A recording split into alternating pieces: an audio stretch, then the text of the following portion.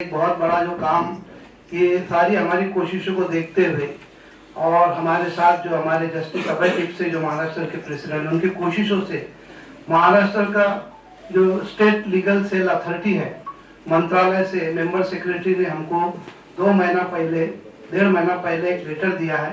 कि आप महाराष्ट्र की किसी भी जेल में आपकी टीम जा सकती है। वहाँ के जो कैदियों के मसाइल है उनसे आप बातचीत करते हैं, उनके मसलों को समझ सकते हैं। और आप जानते हैं, आप सब लोगों को मालूम है कि कुछ ऐसे कैदी होते हैं जो गुनहगार नहीं होते, कि छोटे छोटे मामलों में फंस जाते हैं, उनकी बेल हो जाती है, उनको पेनल्टी हो जाती है 15,000 10,000 की शक्ल में, लेकिन उनका कोई पुरसाने हाल नहीं होता। तो उन लोगों को जेल से छुड़ाने के लिए भी आप काम कर सकते हैं। ऐसा गवर्नमेंट ने हमको एक अथॉरिटी दिया है। हमने पूरे महाराष्ट्र में इसकी पूरी मीटिंग लेके हमारे सब साथियों को गाइडलाइंस दी है और बहुत जल्द इंशाल्लाह आप लोगों का ताउन रहा तो हम लोग उस काम को भी बहुत अच्छे से अंजाम देंगे और कई कैदियों को हम उससे रिहा कराने में कामयाब रहेंगे। तो मैं अब वक्त ज्यादा नहीं लेता हूँ। हमारे बीच जो बहुत ही बुद्धिजीवी और दिल्ली यूनिवर्सिटी के प्रोफेसर और आप सभी लोग जिनको जानते हैं, मैं प्रोफेसर अपूर्वानंद जी से रिक्वेस्ट करता हूं कि वो कुछ बातें आपके सामने रखें। बहुत शुक्रिया।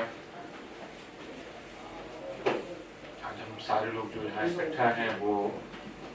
Association for protection of civil rights Maharashtra Mumbai के दोस्त साथी इकट्ठा हैं। अभी जो रिपोर्ट पेश की गई है उसके पहले आपने जो रिपोर्ट पेश की उससे एक बात बहुत साफ है और वह यह है कि ये जो कानूनी लड़ाई है यह अब एक रोजाना का मसला है। इसमें शायद आप नहीं कह सकते कि नहीं ये कभी कभार होता है, गाहे बगाहे कोई घटना होती है और उसके बाद हमें कानूनी कदम उठाने पड़ते हैं, बल्कि अभी मुसलमानों के सामने, और मैं ये भी कह सकता हूँ कि ईसाइयों की रोजाना जिस तरह हमारी एक रूटीन होती है पूरे दिन की, तो रूटीन में आप कुछ चीज़ें लिखते हैं जो रोज़ की जाती हैं, उस तरह ईसाइयों और मुसलमानों की रूटीन में अब ये शामिल है कि आप किसी कोने में, देश की किसी कोने में, राज्य के किसी कोने में आप या तो हेट स्पीच का सामना कर रहे होंगे, या आप मॉब लिंचिंग का सामना कर रहे होंगे, या आपके घर में अगर नमाज हो रही है और आपके 8-10 दोस्त या परिवार के लोग आए हैं, तो ये इसकी गारंटी नहीं की जा सकती कि आपका पड़ोसी शिकायत न करे पुलिस को और फिर पुलिस आप ही को गिरफ्तार करके न ले जाए। या जैसे कल उत्तर प्रदेश में मालूम हुआ कि 5 मुसलमान लड़कियां, नाबालिग लड़कियां गिरफ्तार हुई हैं, अभी मेरे दोस्त मुझे बता रहे थे। तो ये एक महामारी की तरह है और रोजाना की चीज हो गई। तो हमारी और नदीम की जो बातचीत होती है तकरीबन हर सुबह, उसमें अगर उसको रिकॉर्ड किया जाए तो उसका मतलब ये है कि आज इंदौर में 100 लोगों की जमानत करानी है, आज फला जगह वकील खोजना है, आज फला जगह एक जमानती खोजना है क्योंकि वो जेल में है या जमानत हो चुकी है और 2 लाख रुपए इकट्ठा करने और उसके पास पैसा नहीं है, या फिर किसी का घर बुलडोज कर दिया गया है, उसके लिए पनाहगाह चाहिए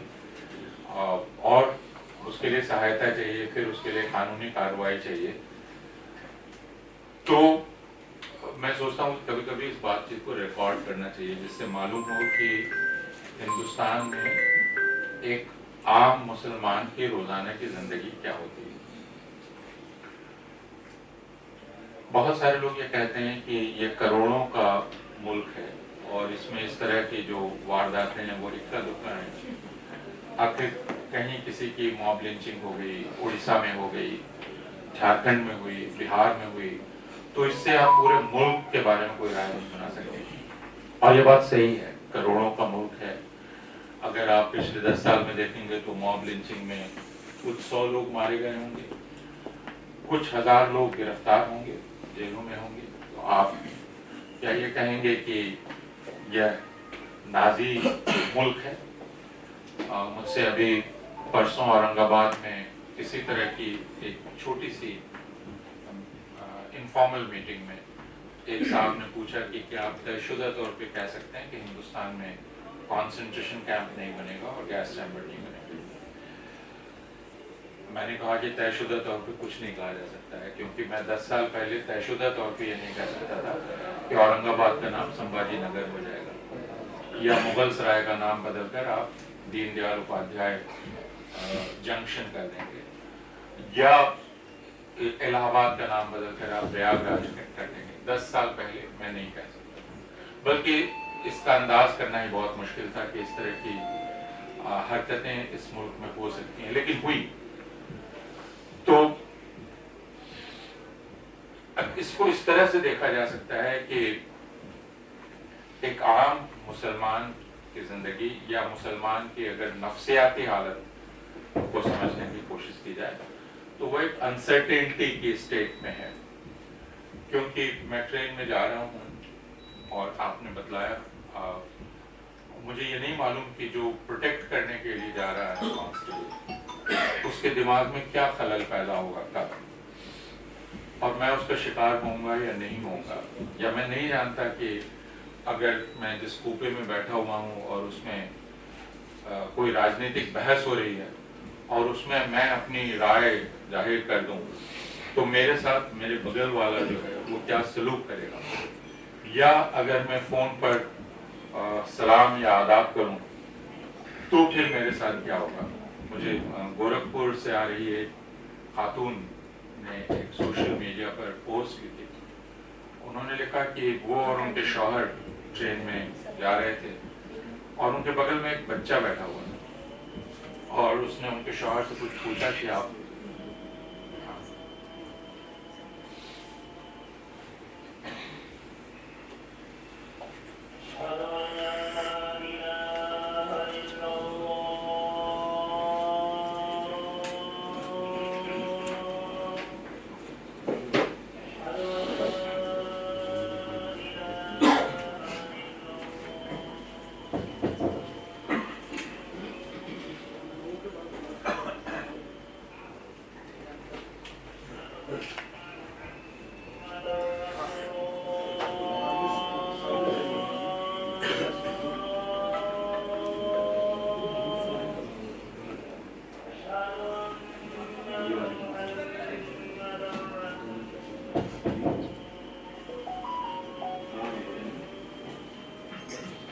بیچ میں ہم آپ کو آدھا گھنٹہ ہم نے کنسلٹیشن آپ سے مشورہ بھی لیں گے، اور پروگرام کے خاتمے پہ نماز کا اسپیشل انتظام بھی یہاں پر ہے، مسجد ہے، جگہ ہے۔ اس کے بعد ہمارے ایک ساتھی نے کھانے کا بہترین یہاں انتظام کیا ہے، کیونکہ شادیاں چل رہی تو ہمارے کسی دوست نے کہا کہ یار آپ کیا، میں سب انتظام کرتا ہوں، شادی جیسا لوگوں کو یہاں کھانا کھلاتا ہوں۔ تو آپ لوگوں سے گزارش ہے کہ آپ پوری طرح سے اطمینان سے بیٹھے رہیے، بیٹھے رہنے کی آخری وجہ میٹنگ کامیاب ہو جاتی ہے۔ بہرحال تو میں صرف یہ کہہ رہا تھا کہ اگر ایک عام مسلمان کے بارے میں خاتون کی بات بتلا رہا تھا جو گورکھپور سے آ رہی تھی، اور انہوں نے لکھا کہ بچہ تھا وہ جس نے پوچھا، اور جب اس کو پتہ چلا کہ وہ مسلمان ہے تو اس نے کہا کہ گولی مار دینی چاہیے، اور وہ بالکل کانپ گئی، اور انہوں نے لکھا کہ اس کے بعد ہم نے ٹرین سے سفر کرنا بند کر دیا ہے، حالانکہ ہماری مالی حالت ایسی نہیں ہے کہ ہم ہر بار ہوائی سفر کر سکیں، لیکن اب ٹرین سے سفر کرنے میں ہمیں بہت ڈر لگتا ہے۔ تو کوئی چاہے تو یہ کہہ سکتا ہے کہ یہ ہوا، ایک بار ہوا، آپ من میں ڈر کیوں بٹھا لیں، لیکن یہ اس عورت سے ہی پوچھا جا سکتا ہے کہ کیوں وہ ڈر بیٹھ گیا، یا پھر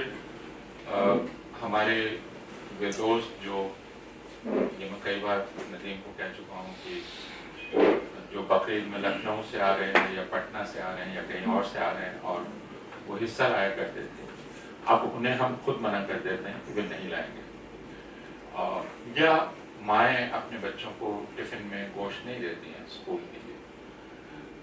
یہ عام چیز ہو گئی ہے، اور اس طرح کی ہزاروں ہزار گھٹنائیں اور کہانیاں سنائی جا سکتی ہیں، رات ختم ہو جائے گی اور شاید ہم کئی دنوں تک یہ کہانیاں کہتے اور سنتے رہیں گے۔ تو اس کا مطلب یہ کہ ایک اسٹیٹ آف انسرٹنٹی ہے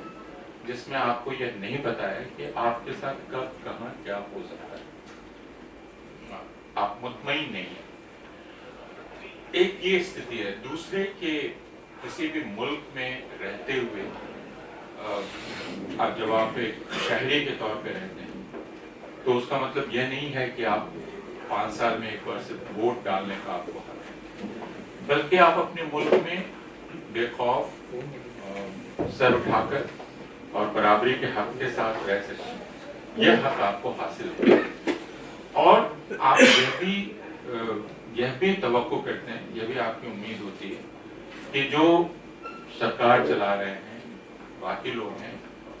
وہ آپ کا بھی اتنا ہی خیال کریں گے، ہر کسی کی طرح آپ کا خیال کریں گے۔ لیکن پچھلے 11 سال میں سے یہ دکھلائی پڑ رہا ہے کہ جو سرکار ہے وہ کہہ رہی ہے کہ آپ ہمارے دشمن ہیں اور ہم آپ سے دشمنوں کی طرف پیش آئیں گے، اور ہم وہ ہر طریقہ نکالیں گے جس سے ہم آپ کا جینا دشوار کر دیں۔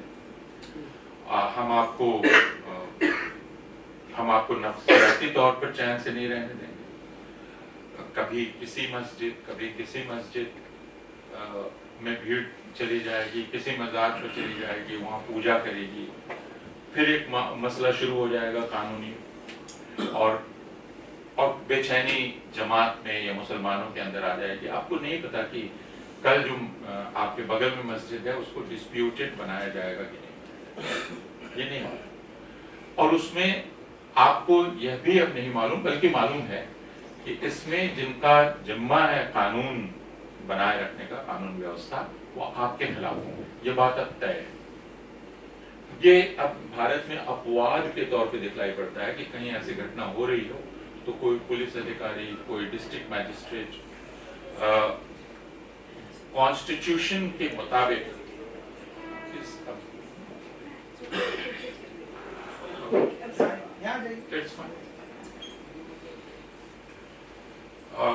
یہ اب ایک دم ایکسیپشن ہے کہ، اور جب کوئی ڈسٹرکٹ میجسٹریٹ، کوئی پولیس آفیسر ایسا کرتا ہے تو پورے ملک سے واہوائی ہوتی ہے، واہ یہ تو سوچا ہی نہیں تھا کہ کوئی قانون ویوستھا بنائے رکھنے کے لیے انصاف اور کانسٹیٹیوشن کو خیال میں رکھ کے کام کرے گا۔ تو اس حالات یہ ہیں ہمارے، اور جیسا میں نے کہا کہ یہ بالکل ہو سکتا ہے کہ ملک میں ایسے لوگ ہوں، اور 1947 کے بعد سے، میں 1947 کے پہلے کی بات نہیں کر رہا، 1947 کے بعد سے اس ملک میں ایسی جماعتیں ہیں جن کا کام ہے نفرت پھیلانا، ان کی پوری ایک انڈسٹری ہے، اسکولز کی چین ہے۔ میں راشٹریہ سوئم سیوک سنگھ کی بات کر رہا ہوں، ان کے سینکڑوں سنگٹھن ہیں جو یہی کام کرتے ہیں۔ تو یہ وہ کر سکتے ہیں، اور چونکہ ہم ایک جمہوریت ہیں تو ہم ہمیشہ پابندی نہیں لگا سکتے، یہ ہو سکتا ہے، لیکن سرکار کا کام ہے ہمیشہ اس پر روک لگانا، اس کو قابو میں رکھنا، اور اس سے اگر آبادی کے کسی حصے میں خوف پیدا ہو رہا ہے تو اس حصے کو یقین دلانا کہ سرکار اس کے ساتھ ہے، سرکار ان کے ساتھ نہیں ہے۔ لیکن اب حالات بالکل بدل گئے ہیں، لوگوں کو پتہ ہے کہ سرکار دراصل انہی کی ہے، وہی سرکار ہے، اور اب آپ سرکار سے کسی طرح کی حفاظت کی امید نہیں کر سکتے، بلکہ سرکار آپ کو اور انسیکیور کرتی ہے۔ سرکار کا کام آپ کو سیکیور کرنا ہے، لیکن وہ اور آپ کو انسیکیور کرتی ہے۔ میڈیا، صبح سے شام تک میڈیا کا کام یہ ہے، اور خاص کر پچھلے 11 سال سے، کہ وہ مسلمانوں کی ایک ایسی تصویر پیش کرے جو بہت ہی خوفناک ہے یا بہت ہی گھناؤنی تصویر ہے، اور ہندوؤں کے من میں اس تصویر کو بٹھا دے کہ یہ مسلمان ہے۔ اور ظاہر ہے کہ اس سے سماج میں دوری بڑھتی ہے، کھائی چوڑی ہوتی ہے، اور بہت سارے ہندو واقعی یہ مانتے ہیں کہ مسلمان یہی ہے، کیونکہ ان کو مسلمانوں سے کوئی رابطہ نہیں ہے، اور رابطہ بھی ہو تو جیسا میں کہتا ہوں کہ ایسا نہیں ہے کہ آپ سارے مسلمانوں کو بالکل संत होना चाहिए, तभी आप उनको शहरी हक देंगे। मुसलमानों में भी खामियां हो सकती हैं, उनमें भी कमियां हो सकती हैं, लेकिन उन खामियों और कमियों के चलते आप किसी का शहरी हक नहीं छीनते। शहरी हक हर किसी को मिला हुआ है। लेकिन अब ये कहा जाता है, देखिए मुसलमान टोपी लगाते हैं, मानो टोपी लगाने या मुसलमान औरतें बुर्का पहनती हैं, वो पिछड़े होते हैं। अगर हम मान भी लें कि वो पिछड़े होते हैं, तो क्या इससे उनका शहरी हक छीन लेना चाहिए? क्या जो समाजी तौर पे पिछड़े होंगे, जिनको आप दिमागी तौर पे पिछड़ा, मैं मान लेता हूँ एक सेकंड के लिए, तो जो दिमागी तौर पे पिछड़ा है, आप उसका शहरी हक छीन लेंगे क्या? क्या ये आधार है शहरी हक छीनने का? लेकिन ये सारे कारण बतलाए जाते हैं। तो हम इन हालात में, जमहूरियत एक तरह से है क्योंकि अभी भी वोट देने का हक है, हालांकि जैसा दिखलाई पड़ रहा है SIR और बाकी प्रोसेसेस से, और जो रिपोर्ट्स आ रही हैं, और वो रिपोर्ट कोई मुसलमान के दायरे नहीं ला रहे हैं। वो रिपोर्ट इंडियन एक्सप्रेस, स्क्रोल और हिंदुस्तान टाइम्स जैसे अखबार के रिपोर्ट्स हैं, जिनसे ये पता चलता है कि खास निशाना बनाया जा रहा है मुसलमानों को, कि उन वोटर्स के तौर पर अब उनको बाहर किया गया। तो जो एक हक था जिसमें आप वोट दे सकते थे, अब उसे भी तरह तरह की चालाकी से उस हक को भी छीनने की कोशिश की जाती है। वोट देने के हक के साथ जो दूसरा हक, हमेशा कोई सोचता है कि मैं अपना रिप्रेजेंटेटिव चुनता हूं, लेकिन मुझे भी रिप्रेजेंटेटिव होने का हक है। यानी मैं मुंबई के मेयर के लिए वोट दे सकता हूं, तो मैं मुंबई का मेयर भी हो सकता हूं। ये कोई एक मुसलमान भी सोच सकता है। लेकिन जब खुलेआम ये कहा जाने लगे कि मुंबई में कोई मुसलमान मेयर नहीं हो सकता और नहीं होने दिया जाएगा, या असम में कोई मुसलमान चीफ मिनिस्टर नहीं हो सकता, तो इसका मतलब यह है कि आप मेरे डेमोक्रेटिक राइट को खत्म कर रहे हैं, भले ही मैं वोट दे रहा हूँ। तो इसका मतलब अगर मैं रिप्रेजेंट करने की इच्छा भी मेरे भीतर नहीं रहेगी, मैं आखिरी तौर पे ये मान लूं कि मैं हिंदुस्तान की आवाम को कभी रिप्रेजेंट नहीं कर सकता, तो फिर मेरे वोटिंग राइट का भी मतलब क्या है? वोटिंग राइट का मतलब है रिप्रेजेंटेशन के हर लेवल तक पहुंचना। तो हालात ये हैं। इन हालात में भी अभी तक हम जहां हैं, वो ये कि हम इस स्थिति को मैं कहता हूं कि हम रेजिस्टेंस के दौर में, जो एक बाढ़ आ रही है हम उसको रोक रहे हैं। APCR, रोज आप कहीं मुकदमा करते हैं, कहीं वकील ठीक करते हैं, कहीं जमानतें खोजते हैं, कहीं पिटीशन डालते हैं, कहीं मीटिंग करते हैं। और ये सिर्फ APCR नहीं है, APCR के साथ POCL, UER, इस तरह के बहुत सारे ह्यूमन राइट ऑर्गेनाइजेशंस हैं जो ये काम कर रहे हैं और अपने बहुत कम रिसोर्सेज के साथ करते हैं। उनके रिसोर्सेज बहुत कम हैं। मुझे मालूम है अभी एक जमानत के लिए जब पैसा इकट्ठा किया जा रहा था तो हो गया इकट्ठा, लेकिन वो एक मसला था कि हमें जमानत के लिए पैसा इकट्ठा करना है। तो हम रियलिस्टिक स्थिति ये है कि हम इन हालात में, लेकिन इसमें जो अच्छी बात है, मैं उसको अच्छी बात कहता हूँ, वो ये कि मुसलमान अवाम ने हिम्मत नहीं छोड़ी है और मुसलमान अवाम ने सर नहीं झुकाया। ये हो सकता था कि आप कहें कि ठीक है, अब बस हम जो दीनदयाल उपाध्याय का या गोलवलकर की थ्योरी है, वो थ्योरी बहुत सीधी सी है कि आप रहेंगे, आप रह सकते हैं, जिंदा रह सकते हैं, आप कुछ कारोबार भी कर सकते हैं, वो भी हम तय करेंगे कि आप कारोबार कैसे करेंगे, लेकिन आप अपने राजनीतिक सियासी हक की बात मत कीजिए। आपका सियासी हक कोई नहीं। और आज की दुनिया में सियासी हक से वंचित इंसान ही नहीं अगर वो नहीं, तो ये उनका नक्शा है हिंदुस्तान का, जिसको वो कह सकते हैं कि हमने बहुत हद तक हासिल कर दिया, मुकम्मल कर दिया। लेकिन मैं ये कह सकता हूँ, जितना मैं जानता हूँ और जितना मैं इंटरेक्ट करता हूँ, जितना देखता हूँ, कि पिछले 11 साल में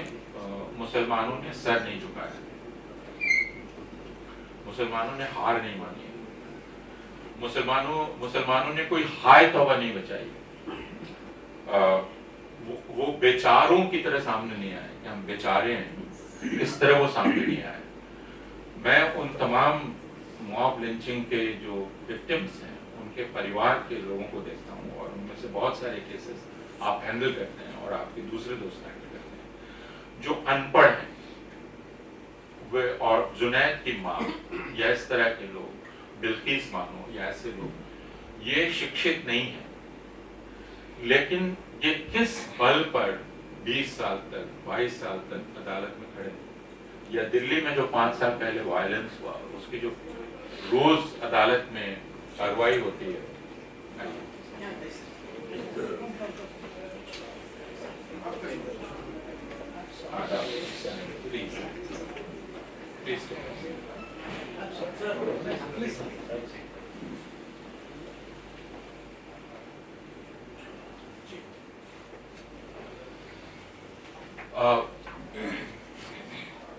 उस वायलेंस केस में बहुत ही हॉस्टाइल एटमॉस्फेयर में, लोकल कोर्ट्स में माहौल बहुत ही हॉस्टाइल होता है, विश्व हिंदू परिषद के लोग हैं, बजरंग दल के लोग हैं, लेकिन उसमें गवाही देने निसार नाम का आदमी किस हिम्मत से रोज आता है, वो क्यों नहीं टूट गया? तो ये हिम्मत बनी हुई है। एक दूसरा, मुसलमानों ने जमहूरियत में भी कोई हथियार नहीं डाल दिया, तो SIR की लड़ाई भी लड़ी जा रही है, जिन्हें वो लड़ाई नहीं लड़ी जा रही है, वो लड़ाई लड़ी जा रही है। आज टीम्स बन रही हैं, लोगों को कहा जा रहा है अपने वोटिंग राइट को रखने की लड़ाई लड़ी जा रही है। मुकाबला स्टेट से है, स्टेट इंस्टीट्यूशन से है,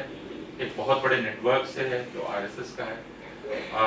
एक कॉमन सेंस से है जो कॉमन सेंस काम करता है, जो एंटी मुस्लिम कॉमन सेंस है। लेकिन इसमें अगर हमने अपनी डिग्निटी नहीं खोली है, और वो सबसे बड़ी बात है कि अपनी डिग्निटी को कायम रखना, अगर हमारी जुबान उनकी तरह नहीं हो गई है। मैंने किसी मुस्लिम इदारे का कोई स्टेटमेंट ऐसा नहीं देखा है जो विश्व हिंदू परिषद, बजरंग दल की तरह का स्टेटमेंट। तो वह डिग्निटी, जो स्ट्रगल की डिग्निटी होती है, वो डिग्निटी आपके पास है और वो डिग्निटी आपने बना के रखी है। ये इसलिए बहुत जरूरी है कि हिंदुस्तान में पब्लिक डिस्कोर्स में उस डिग्निटी का सेंस खत्म हो रहा है। तो एक वक्त आएगा, और वो वक्त आना चाहिए, जब इस दौर की स्टडी की जाएगी और उसमें देखा जाएगा कि जो पॉलिटिकल लैंग्वेज थी या जो सोशल लैंग्वेज थी, उसमें डिग्निटी को किसने बरकरार रखा था, किसने उस डिस्कोर्स में सेंस बना कर रखा, सेंस कैसे बना रहा। यह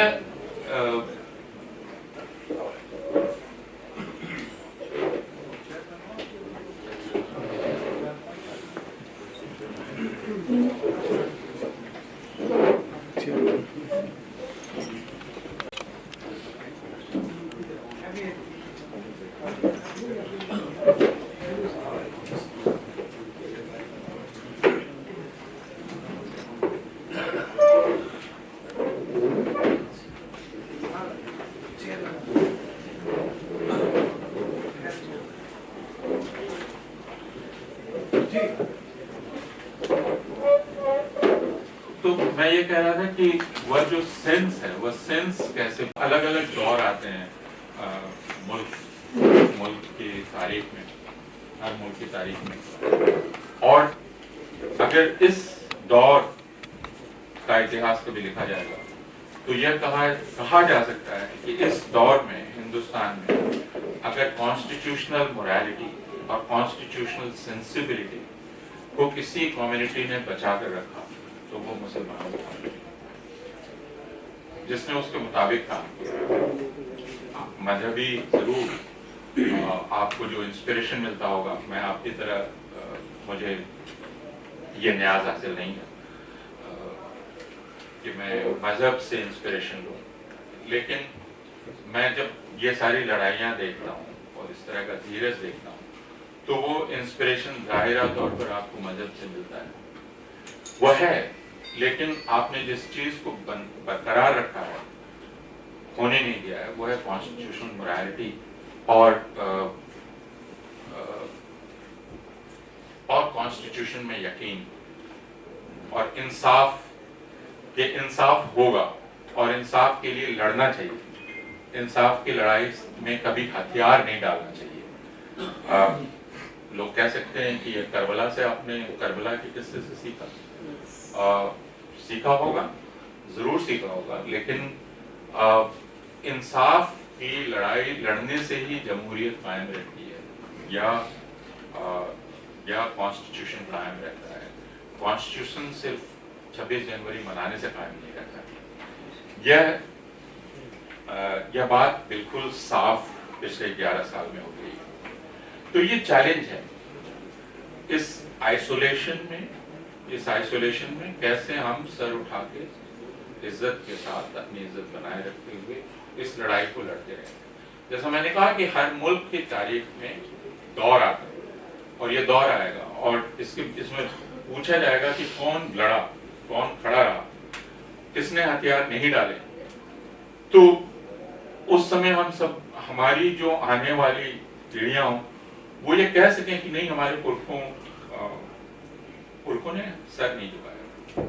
उन्होंने हथियार नहीं डाले थे, उन्होंने बदहवासी नहीं दिखाई थी। यह भी हो सकता है कि एक बदहवासी का आलम आ जाए जिसमें हम बदहवासों की तरह काम करते हैं। तो यह कहा जाएगा कि सारा पूरा माहौल ऐसा था जिसमें होश खोया ही जा सकता था, लेकिन होश नहीं खोया, होश बना कर रखा। और हमने दूसरी जो चीज नहीं जाने दी वह थी इंसान दोस्ती का ख्याल, क्योंकि ये आइसोलेट करने की कोशिश है। मुसलमान रहेंगे, मुसलमान और हिंदुओं के बीच कोई बातचीत नहीं होगी, या मुसलमान और ईसाइयों के बीच बातचीत नहीं होगी। तो यह भी एक फर्ज है जो एसोसिएशन ऑफ सिविल राइट्स जैसे ऑर्गेनाइजेशन का है कि सिविल राइट्स का जो ख्याल है, सिविल राइट्स सिर्फ मुसलमानों के सिविल राइट्स नहीं। तो APCR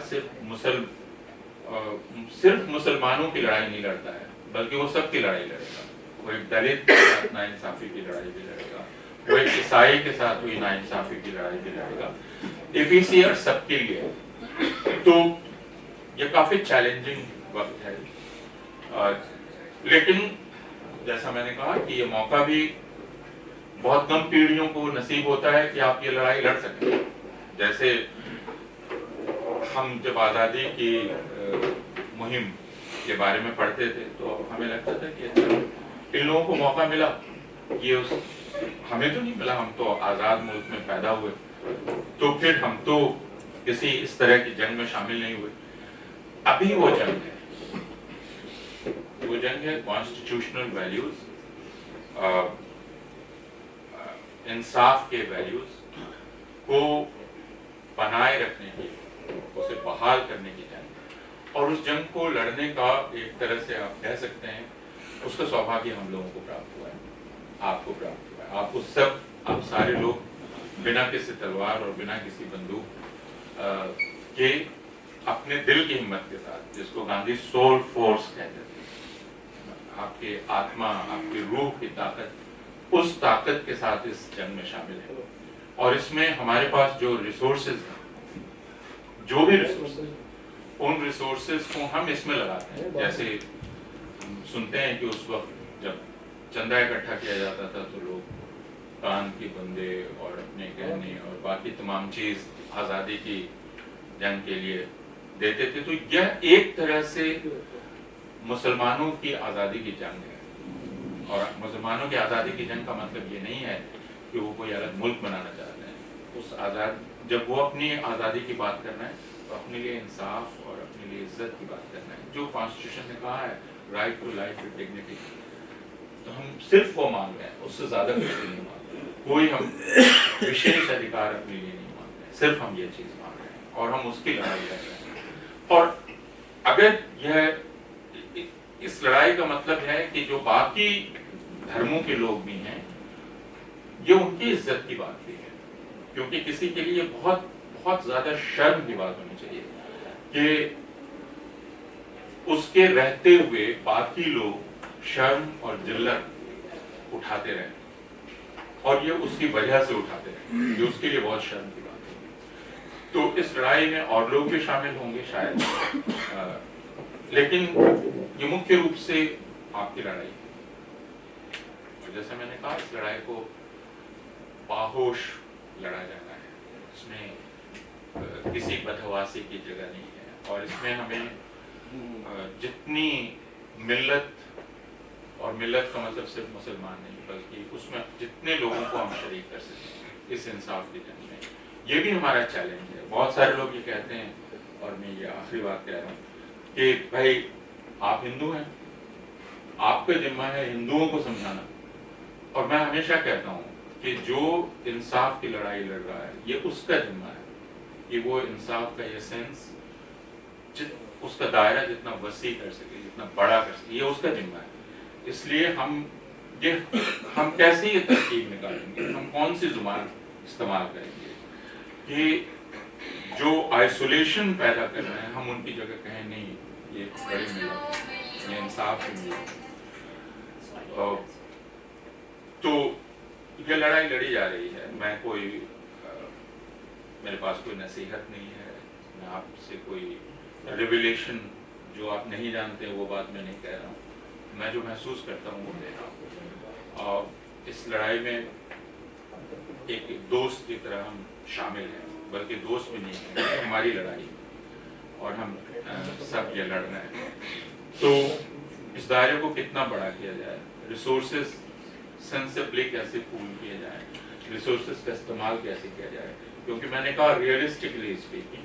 آپ کو روزانہ یہ قانونی لڑائی لڑنی ہے. آپ ایک ایسے نظام میں اس سے کوئی چھٹکارا نہیں، یہ لڑائی لڑی جانی ہے. اور آپ کسی بھی ایک ایسے مسلمان کو بے سہارا نہیں چھوڑ سکتے جس کے پاس اپنی ضمانت کے لیے پیسہ نہیں ہے، جس کے پاس جس کا گھر اگر ڈھہ گیا، جس کا کاروبار اگر برباد ہو گیا تو وہ بے سہارا محسوس نہ کرے. اگر انڈین اسٹیٹ اس کو بے گھر کر رہا ہے تو سماج اس کو بے گھر نہیں ہونے دے گا، لوگ اس کو بے گھر نہیں ہونے دیں گے. یہ سب ہم لوگوں کی رسپانسبلٹی ہے، ہماری ذمہ واری ہے. اور یہ کام کیا جا رہا ہے، میں یہ نہیں کہہ رہا ہوں کہ نہیں کیا جا رہا ہے. اور مجھے بہت خوشی ہے کہ آج اس سوال میں اتنے سارے لوگ ہیں. میں آپ سب کا شکریہ ادا کرتا ہوں اور میں امید کرتا ہوں کہ ہم لوگوں کی ملاقات بہتر وقتوں میں ہوگی. ہم صرف ظلموں کا حساب کرنے کے لیے نہیں بیٹھیں گے، بلکہ ہم یہ دیکھیں گے کہ لوگوں میں امن اور انصاف کا خیال بحال ہوا ہے. ایسا وقت آئے گا ملک شاید اپنا ہوش واپس حاصل کرے گا، لیکن وہ ذمہ واری ہماری ہے. بہت شکریہ.